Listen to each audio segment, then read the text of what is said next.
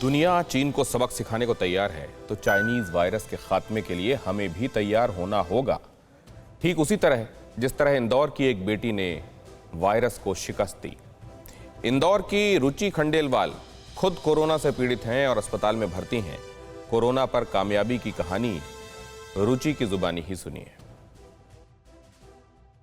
ये हुई ना बात, इसी हौसले की जरूरत है। चाइनीज वायरस को शिकस्त देने के लिए इसी तरह का साहस चाहिए जिस तरह इंदौर की रहने वाली रुचि ने दिखाया।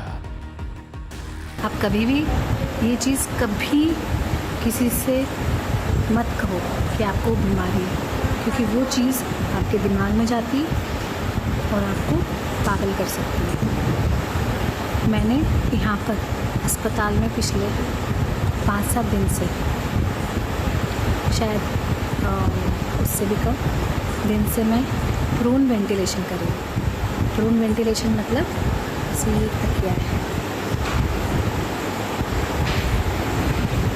इस तकिए को हमने नीचे रख दिया। एक तकिया है, एक तकिए को हमने पैर की तरफ रख दिया और हम इस तरीके से पेट के बल उल्टा लेट जाए, ऐसे ऐसे उल्टा लेट जाए, ठीक है। और डीप ब्रीदिंग करें, पेट के बल लेटकर डीप ब्रीदिंग। कैसे? ऐसे। इंदौर की रहने वाली रुचि खंडेलवाल कोरोना से संक्रमित थी। फेफड़ों में 85% तक संक्रमण फैल चुका था, लेकिन हौसले, जज्बे और साहस से उन्होंने कोरोना को मात दे दी।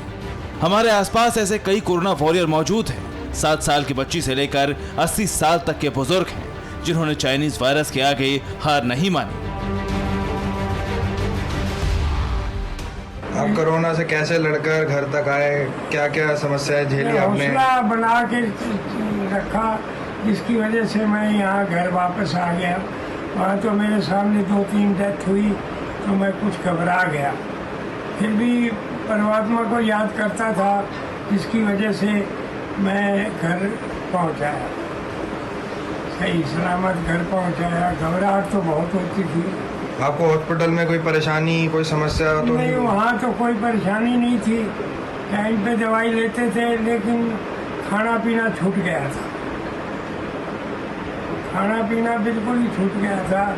और जो नर्स थी वो ज़बरदस्ती कहती थी, भाई कुछ खाओगे नहीं तो ये दवाई कैसे पचाओगे। लेकिन कुछ थोड़ा लिक्विड चीज़ तो मैं ले लेता था, लेकिन खाना अच्छा नहीं लगता था।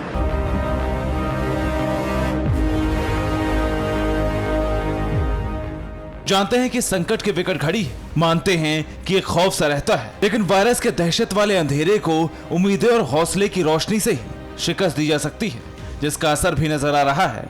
2762 संक्रमितों की मौत हो गई। राहत की बात है कि रिकॉर्ड 2.48 लाख मरीज ठीक भी हुए। संक्रमण को मात देने वालों का यह आंकड़ा अब तक सबसे ज्यादा है। जागरूकता और सावधानी की वजह से देश के कई राज्यों में कोरोना के आंकड़ों पर कंट्रोल होता भी नजर आ रहा है। अगर हर हिंदुस्तानी अपनी जिम्मेदारी बखूबी निभाता है तो महामारी से देश को मुक्त होने में ज्यादा वक्त नहीं लगेगा। Bureau report, TV9 Bharatvarsh. फिक्र आपकी, सोमवार से शुक्रवार रात 9 बजे सिर्फ TV9 भारतवर्ष पर।